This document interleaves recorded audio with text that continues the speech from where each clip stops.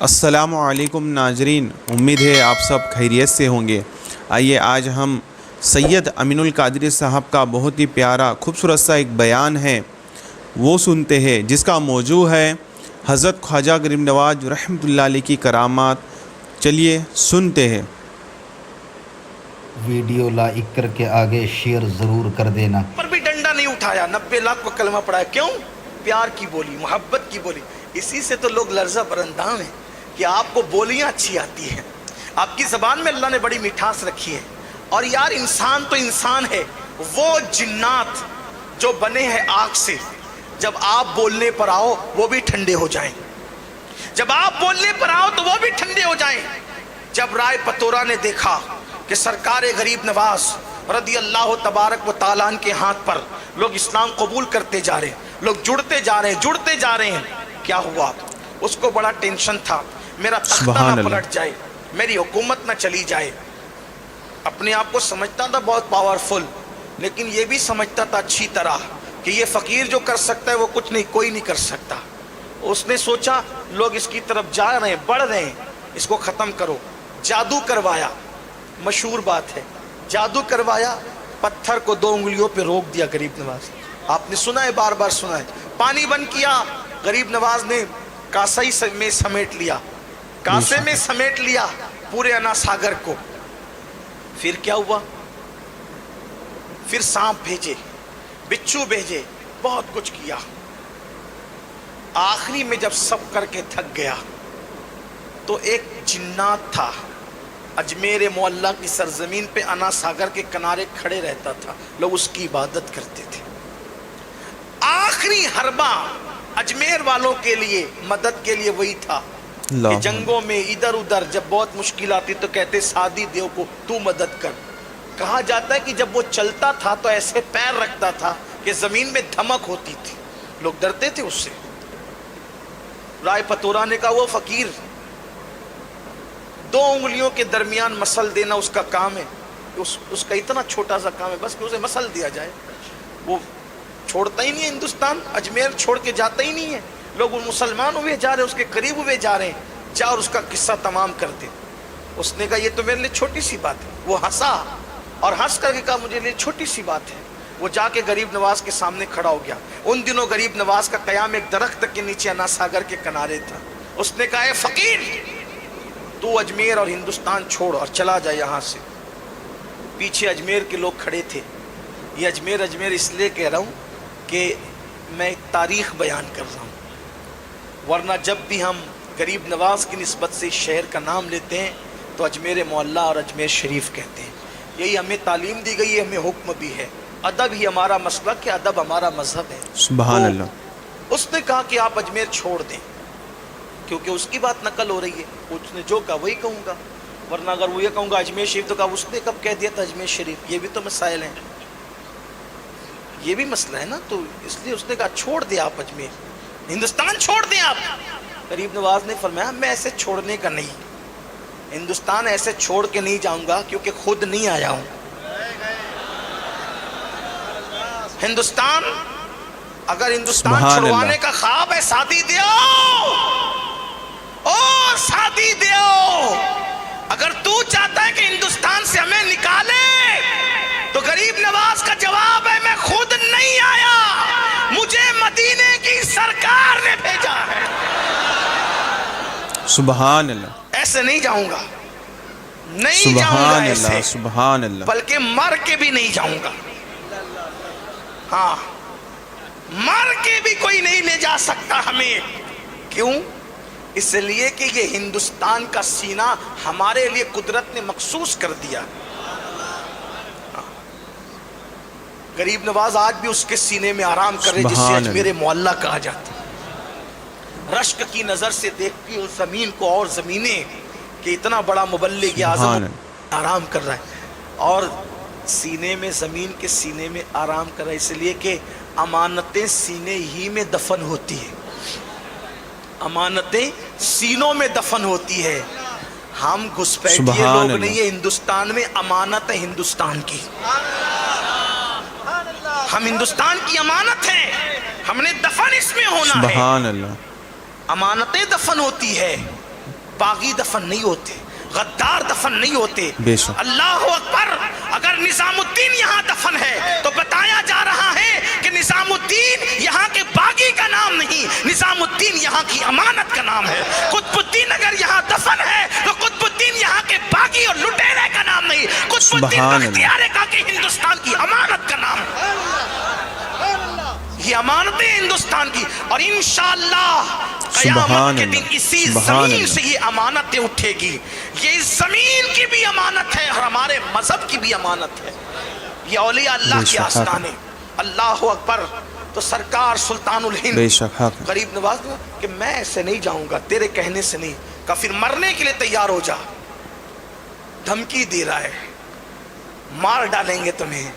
غریب نواز نے ٹھیک ہے، ہمارا ایمان ہے مسلمانوں کا، اگر اللہ نے موت لکھی ہے تو تیرے مارے بغیر بھی ہم مریں گے، اگر موت لکھی ہے تو مر جائیں، اور نہیں اس نے موت لکھی ہے تو پوری دنیا کے لوگ جمع ہو جائیں مارنے کے لیے، ہمیں مار نہیں سکتے۔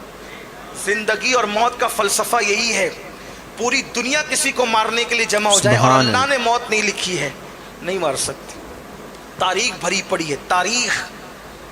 نمرود مارنا چاہتا تھا ابراہیم علیہ السلام کو، پوری نمرودی پارٹی جمع تھی، آگ میں ڈال دیا، مار سکے؟ فرعون مارنا چاہتا تھا موسیٰ علیہ السلام کو، اللہ نے اس کے گھر میں پرورش کروائی، نہیں مار۔ دیکھو تو صحیح، لیکن کوئی بنے تو صحیح مسلمان، کوئی آئے تو صحیح اسلام کی طرف، کوئی آئے تو صحیح قرآن کی طرف، کوئی آئے تو صحیح مذہب کی طرف، کوئی آئے تو صحیح مسلک کی طرف۔ اللہ اکبر۔ وہ یقین پختہ کرو، جس دن مسلمانوں اپنا یقین اللہ پر پختہ ہو گیا، اس دن مارنے والے پالنے پر مجبور ہوں گے، لیکن ہمیں اپنا یقین پختہ کرنا ہوگا۔ سرکار غریب نواز نے فرمایا تو نہیں مار سکتا مجھے، میرے اللہ نے اگر میری موت نہیں لکھی تو تو نہیں مار سکتا مجھے۔ اور پھر آپ نے اس پر ایک حملہ خود کیا، فرمایا کیوں نقصان اٹھاتا ہے، نقصان کیوں اٹھاتا ہے؟ تو بھی کلمہ پڑھ مسلمان ہو، فائدے میں رہے گا، تیری مراد پوری ہوگی، تیری تمنا پوری ہوگی۔ پیچھے لوگ کھڑے تھے، اب اگر جو لوگوں کا خدا بن کے کھڑا ہو اور کوئی اس کو کہے کہ تیری بھی مراد پوری ہوگی، جو لوگوں کی مرادیں جو ہے وہ باتیں کرتا ہے پوری کرنے کی، اگر اس کی مراد کی بات کی جائے تو اس کو شرمندگی نہیں ہوگی؟ اس نے کہا میری کیا مراد ہو سکتی ہے؟ فرمایا بتاؤں؟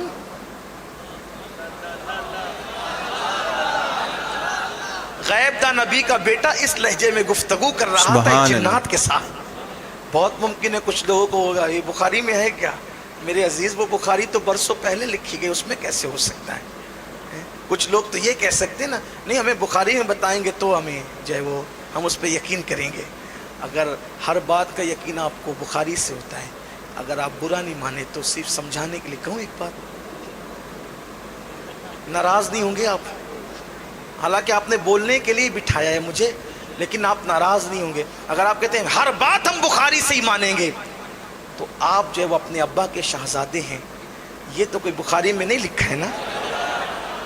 نہیں، اس میں ہنسنے کی بات نہیں، مذاق اڑانے کی بات نہیں ہے کہ یہ بھی بخاری میں ہے، نہیں ہے نا میرے عزیز۔ تو ہر بات بخاری میں نہیں ہوتی ہے، اس لیے کہ بخاری مقررات کو حذف کر دیا جائے تو صرف 2500 حدیثوں کا مجموعہ ہے، مقررات کو حذف کر کے کم و بیش 2500 احادیث کا مجموعہ ہے، اور جس نے بخاری لکھی ہے ان کا خود کا دعویٰ ہے کہ مجھے 2 لاکھ حدیثیں یاد ہیں، 1 لاکھ صحیح اور 1 لاکھ غیر صحیح، اس میں سے میں نے صرف اتنی حدیثیں لکھی ہے۔ اب بتاؤ اگر جو صحیح حدیثیں تھی اس میں اسے 2500 لکھی گئی تو 97,500 حدیثیں خود امام بخاری کے عقیدے میں صحیح تھی، لیکن وہ گئی کہاں؟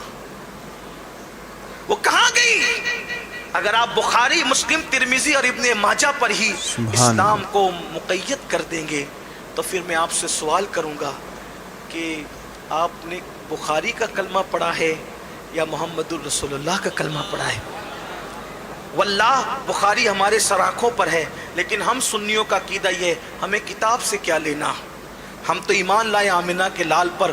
میرے نبی کا فرمان اگر دیوار پہ لکھا مل جائے تو ہم اس کا بھی احترام کرتے ہیں. ہم کتاب نہیں دیکھتے, ہم نبی کا فرمان دیکھتے ہیں. اور بخاری کا احترام اس لیے کرتے ہیں کہ اس میں سب سے زیادہ صحیح احادیث موجود ہے. اصح الکتب بعد کتاب اللہ, اس کو اس لیے مانتے ہیں. لیکن آپ اگر یہ کہیں کہ سارا دین سمٹ کر بخاری میں آ جائے تو یہ بات اچھی نہیں ہے. آپ کو ایسی بات نہیں کرنا چاہیے. لیکن میں نے جو بات کہی وہ آپ کی اجازت سے کہی, آپ کو برا بھی نہیں ماننا چاہیے کہ جو بات میں نے کی سمجھانے کے لیے کہی ہے. آپ اس طرح کی بات نہیں, یہ چیز آپ بخاری میں, یہ چیز آپ بخاری میں. بلکہ ابھی رجب شریف کا مہینہ شروع ہے نا, آج 7ویں شب لگ گئی ہے, ابھی کنڈوں کی نیاز کا معاملہ ہوگا اور لوگ کہیں بخاری میں ہے اس کا ذکر. یہ بات ہے, کنڈوں کی نیاز کا ذکر بھی آپ کو بخاری میں چاہیے. میرے عزیز ایسی بات مت کرو. کنڈوں کی ایک نیاز ہے, مستحب عمل ہے, اصال ثواب ہے, اور اصال ثواب کے لیے اور مستحب عمل کے لیے یا نفل عمل کے لیے کسی ثبوت کی ضرورت نہیں ہوتی. دیکھو ایک بات آپ سے کہتا ہوں, بات جو وہ تفصیلی ہو رہی ہے لیکن بات سمیٹنے لگا ہوں, سمیٹ بھی رہا ہوں دیر سے, لیکن آپ سننا چاہتے ہیں تو اختصار کے ساتھ اس کو کہوں. دیکھیے اگر کچھ لوگوں کا یہ خیال ہوتا ہے نا, انگوٹھے چومنا کہاں سے ثابت ہے؟ ایک چیز, کنڈے کی نیاز کہاں سے ثابت, چادر چڑھانا کہاں سے ثابت, مزار پہ جانا کہاں سے ثابت. ایک بات آپ کو یہ بتاؤں, ثابت کے لیے دلیل نہیں چاہیے. توجہ آپ کی, کسی چیز کے ثابت ہونے کے لیے, کرنے کے لیے, کسی کام کے کرنے کے لیے دلیل کی ضرورت نہیں ہے. ورنہ آپ کو ہر کام کے لیے دلیل چاہیے. پھر کرسی پہ بیٹھنے کے لیے کیا دلیل ہے, مائک ہاتھ میں لے کے تقریر کرنے کے لیے کیا دلیل ہے, چھٹی کے دن غریب نواز کے عنوان پہ تقریر کرنے کے لیے کیا دلیل. یعنی آپ دلیل دلیل دلیل دلیل کے اندر اس قدر الجھ جائیں گے کہ آپ اصل دین کی معرفت سے محروم ہو جائیں گے. تو کسی کام کے کرنے کے لیے دلیل نہیں چاہیے. جیسے ایک سمجھانے کے لیے کہتا ہوں, مجھے اسکول جانا ہے, تو کہا اس کے لیے کون سی اجازت دی آپ کے ابا نے, دورے کے لیے جانا ہے کون سی اجازت دی.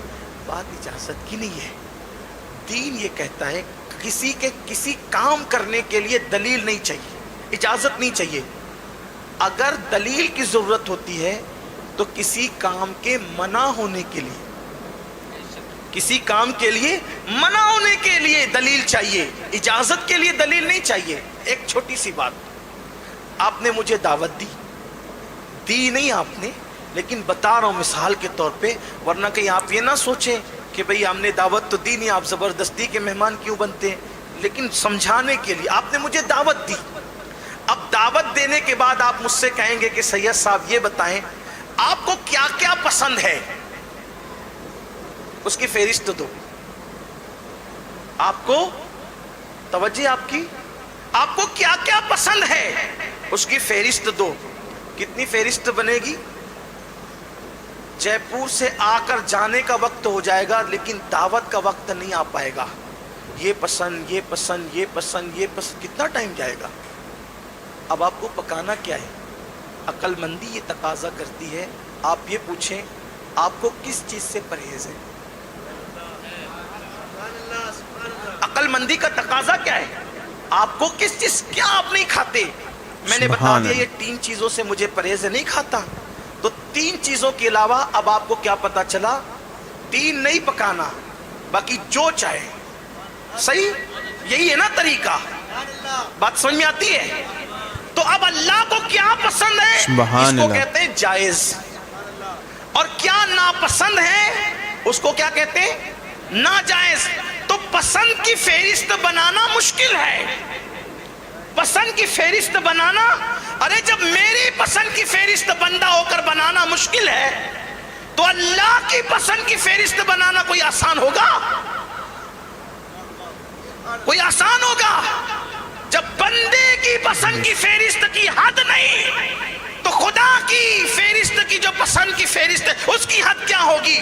کون پڑھے گا, کون سمجھے گا, کون معلوم کرے گا؟ تو اسلام بچوں کا کھیل نہیں ہے, میز پر بیٹھ کر 4 لوگوں نے اسلام گڑا نہیں ہے. طریقہ یہ ہے کہ یہ پوچھا جائے آپ کن چیزوں کو ناپسند کرتے ہیں, اس کے علاوہ ہم سمجھ جائیں گے کہ یہ سب آپ کو پسند ہے، کس کلر کو ناپسند کرتے ہیں سمجھ جائیں گے، اس کے علاوہ سب کلر پسند ہے، کس مشروب کو ناپسند کرتے ہیں سمجھ جائیں گے، اس کے علاوہ سارے مشروب پسند ہے، کس شہر کو ناپسند کرتے ہیں سمجھ جائیں گے، اس کے علاوہ سارے شہر پسند ہے، بلا تمثیل بلا تمثیل۔ اللہ کی پسند کو جائز کہتے ہیں، اللہ کی ناپسند کو ناجائز کہتے ہیں، تو اللہ نے اپنی پسند کی فہرست نہیں اتاری، بلکہ اللہ نے بتا دیا یہ مجھے ناپسند ہے، تو اللہ نے ناجائز کی فہرست بیان کر دی۔ اب آپ کو بھی ایک پتہ کرنا ہے کہ جائز ہے کہ ناجائز، تو جائز کی فہرست میں مت ڈھونڈا کرو، ناجائز کی فہرست میں ڈھونڈا کرو۔ جو ناجائز کی فہرست میں ہے بس وہی ناجائز ہے، اس کے علاوہ جو ہے وہ سب جائز ہے، جو ہے وہ سب جائز ہے۔ انگوٹھا چومنا سبحان اللہ، کیونکہ سبحان اللہ۔ ناجائز کی فہرست میں نہیں ہے، اگر ہے مجھے بتاؤ۔ میں ذمہ داری لیتا ہوں سنیوں کی طرف سے، چھوٹا ہوں، بہت چھوٹا ہوں سنیوں کا، پوری سنیت سے انگوٹھے چومنا نہیں بند کروا دیا تو پھر کہنا، لیکن شرط ایک ہے، ناجائز کی فہرست میں دکھا دو۔ لیکن مجھے یقین ہے، یہ یقین ہے 500 مرتبہ مر کے زندہ ہو جاؤ گے پھر بھی ناجائز کی فہرست میں انگوٹھے چومنے کا ذکر نہیں دکھا سکتے۔ اب ہمیں یہ کرنا ہوگا کہ اللہ نے کن چیزوں کو، بلکہ حضور علیہ السلام کی حدیث ہے، جو جائز ہے وہ جائز ہے، جو ناجائز ہے وہ ناجائز۔ جس بارے میں قرآن چپ ہو اس کے متعلق تم کلام نہ کرا کرو، قریدہ نہ کرو، قریدنے کی اجازت نہیں ہے۔ بات دور نکلی، لیکن بات آپ کے سمجھ میں آ تو گئی ہوگی نا۔ اب لوگوں کو چاہیے کرنے کا ثبوت نہیں، منع کا ثبوت ڈھونڈو۔ منع ہے تو ٹھیک ہے، لے آؤ، اچھی بات ہے۔ تو سرکار غریب نواز رضی اللہ تعالیٰ نے فرمایا شادی دیو، تیری مراد پوری ہوگی، تیری بھی مراد، کلمہ پڑھ تیری مراد پوری ہوگی۔ کلمہ پڑھنے والوں کی مراد پوری ہوتی ہے۔ آپ سے بھی کہتا ہوں اگر مراد پوری کرنا چاہتے ہو تو کلمہ شریف زیادہ پڑھا کرو، سبحان اللہ۔ کلمے کا ورد کیا کرو، مرادیں پوری ہوتی ہے۔ کہا تیری مراد بھی پوری ہوگی، کلمہ پڑھ۔ اس نے کہا میری کیا مراد ہو سکتی ہے؟ فرمایا سن، بتاؤں تجھے کیا ہے؟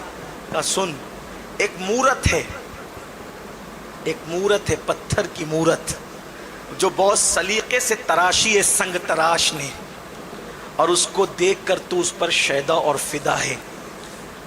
دن بھر یہاں کھڑا رہتا ہے اور جب لوگ سو جاتے ہیں تو رات کو جا کر کے اس بت خانے میں اس مورتی کے پیروں کے پاس بیٹھ کر کہتا ہے مجھ سے بات تو کر، مجھ سے بات تو کر، مجھ سے کلام تو کر، مجھ سے بات تو کر، مجھ سے کلام تو کر۔ روتا رہتا ہے لیکن وہ تجھ سے کلام نہیں کرتی۔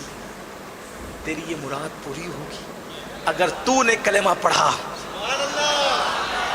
اگر تو نے کلمہ پڑھا تیری مراد پوری ہوگی۔ سیرت النبی کا یہ پہلو، جنات کو کلمہ پڑھانے والا میرے غریب نواز کی زندگی میں کس شان سے آیا ہے۔ اللہ اکبر فرمایا کلمہ پڑھ، اس نے کلمہ پڑھا، اس لیے کہ محبت کیا نہ کروائے۔ اب تو وہ سارے بھکتوں کو چھوڑ کر یہ خود بھکت ہوا اور اس نے کہا کہ کلمہ پڑھا، کلمہ پڑھنے میں کہا حضور اب اس سے ذرا بات کروا دے، چلیں اور بات کروا دے۔ فرمایا تو خود جا، روز جاتا تھا ہمارے بغیر جاتا تھا، آج ہمارے کہنے پہ جا، سبحان اللہ، تاکہ پتا چلے محمد الرسول اللہ کے غلاموں کے کہنے کی شان کا عالم کیا ہے، ان کی بولی کی شان کا عالم کیا ہے۔ جب غلاموں کا یہ عالم ہے تو سید الانبیاء کا عالم کیا ہوگا؟ جب ان کے گدا بھر دیتے ہیں شاہان زمانہ کی جھولی، محتاج کا جب یہ عالم ہے محتاج کا عالم کیا ہوگا؟ کہ جا اور جا کر اس کا ہاتھ پکڑ کر کہنا چل تجھے معین الدین بلاتے ہیں، جا کر کہنا چل تجھے معین الدین بلاتے ہیں، ہاتھ پکڑ کر کہا چل تجھے معین الدین بلاتے ہیں، وہ حقیقت میں چلنا شروع کر دیتے ہیں۔ حضور غریب نواز اس کا نکاح اس کے ساتھ کہتے ہیں، وہ کہتا ہے حضور میں آج بہت خوش ہوں، شاد ہوں میں آج۔ فرمایا ہم نام بدلتے تیرا، تو ہمیشہ شاد رہے گا. تو شادی تھا اب تک، اب تو ہو گیا شادی. شادی کر کے تو شادی ہو گیا. تیرا نام اب تو شادی ہے. تو ہمیشہ شاد رہے گا، شاد رہے گا، یعنی تو آباد رہے گا، خوش رہے گا. اس طرح اس کو کلمہ پڑھایا، اس کو خوشیاں عطا کی. یہ غریب نواز ہے. آخری جملہ حضور علیہ السلام کی سیرت میں ہم دیکھتے ہیں، سبحان اللہ حضور کی سبحان اللہ. سیرت میں دیکھتے ہیں کہ تمام انبیاء میں سب سے زیادہ جس کے ہاتھ پر لوگ مسلمان ہوئے ہیں وہ مصطفیٰ جان رحمت کی ذات ہے. تمام انبیاء میں سب سے زیادہ جس کے ہاتھ میں لوگ مسلمان ہوئے ہیں وہ مصطفیٰ جان رحمت کی ذات ہے.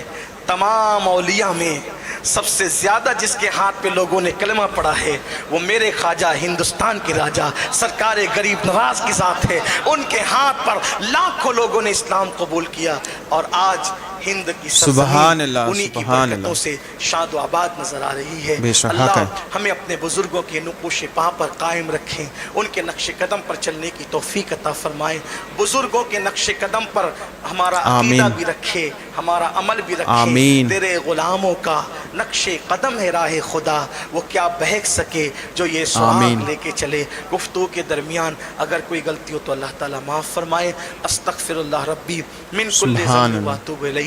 جے پور والوں سے میری گزارش ہے کہ ماشاءاللہ ایک طویل عرصے سے سنی دعوت ماشاءاللہ سبحان اللہ، کتنا بہترین کتنا خوبصورت سا بیان کیا سید امین القادری صاحب نے. اور کیا میرے خواجہ غریب نواز رحمۃ اللہ علیہ کی شان ہے کہ اللہ نے ان کی کتنے مرتبے بلند فرمایا ہے. اللہ عز و جل سے دعا ہے کہ اللہ عز و جل شہنشاہ ہندوستان عطا رسول خواجہ غریب نواز رحمۃ اللہ علیہ کے صدقے طفیل ہمیں سچا پکا عاشق رسول بنائے، اولیاء کرام کا ادب و احترام کرنے والا بنائے، ماں باپ کا فرما بردار عاشق رسول بنائے. اور اللہ عز و جل سید امین القادری صاحب کی علم میں، عمل میں، عمر میں خیر و برکت عطا فرمائے. امید ہے آپ کو یہ ویڈیو پسند آیا ہوگا. اسی طریقے سے ویڈیو دیکھنے کے لیے ہمارے چینل کو سبسکرائب کیجئے. ملتے ہیں انشاءاللہ عز و جل نیکسٹ ویڈیو میں. السلام علیکم ورحمۃ اللہ وبرکاتہ.